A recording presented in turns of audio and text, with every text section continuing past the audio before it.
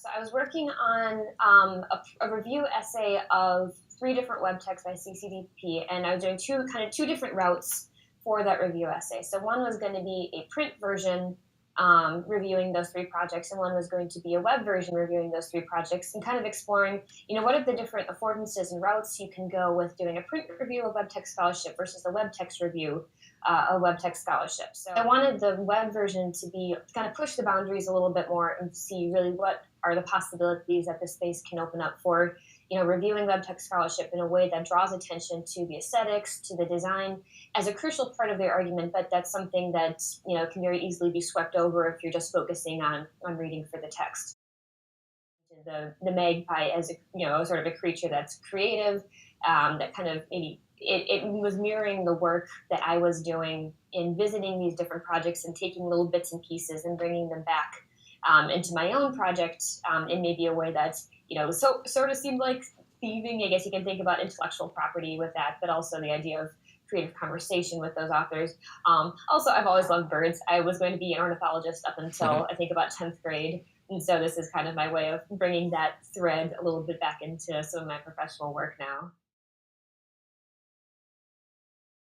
Okay, so the big takeaway is I want them to go back and look at those 3 focal projects. So again, everything is linked in my project. So I want them to be kind of a portal into looking at these web text projects and to really explore them and play with them, and especially to pay attention to these 3 focal web text media projects as key components of their argument as well. I mean, again, it's so easy, just especially if you're pressed for time, to kind of skim through, just read the text. But I really want them to pay attention to the way that these arguments are being presented through the design that they're crafting and presenting. It's such a crucial part. And so I'm really hoping that my work and kind of sampling pieces there will really draw attention to the work they're doing in that area. Readers as well to see, if they're interested, what ways it can build, or at least I should say to carefully consider, the scholarly genres in which they're presenting their own work, and if they're interested to maybe see ways that they could kind of push boundaries there as well, both to build on traditional scholarly genres and ways to work within those, and also kind of expand them if that's something that they're interested in as well.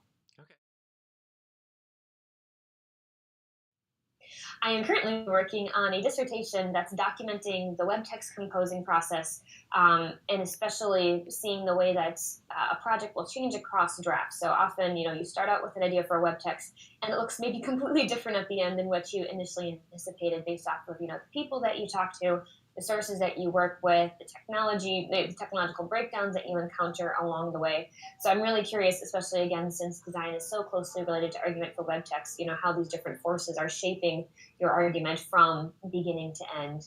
So that's the dissertation that I'm working on right now. And then this Magpie is actually one of my case studies for this project. So it's an autoethnographic documentation. So I've been recording my own process of composing over the last couple of months, so I can really go back and look at those shifts in design in a very detailed way based off of the screen recordings and the video recordings and such that I have. So this will be one of my projects that I'm looking at for that.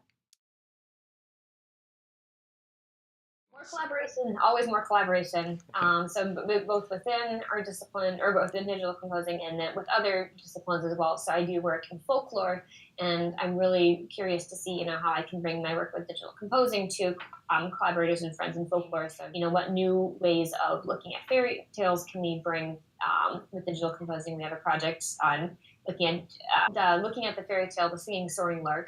I did the illustrations, a friend did a poem, and so we took all those different pieces and did 4 different variations on those same pieces, and looking at, how does that connect also to oral tradition in a similar way where, you have maybe these different blocks or motifs, and you're kind of rearranging them for your own audience in different ways. Yeah, so I'm definitely would love to see more collaboration between, digital composing in various culturally situated contexts, and more work on composing processes as well. I'm seeing a lot of calls for this, and also just people are using digital composing in their life in so many different, incredibly nuanced, diverse ways that, I feel like there's never enough data that you can get on how that's actually happening and what that actually looks like in someone's everyday life.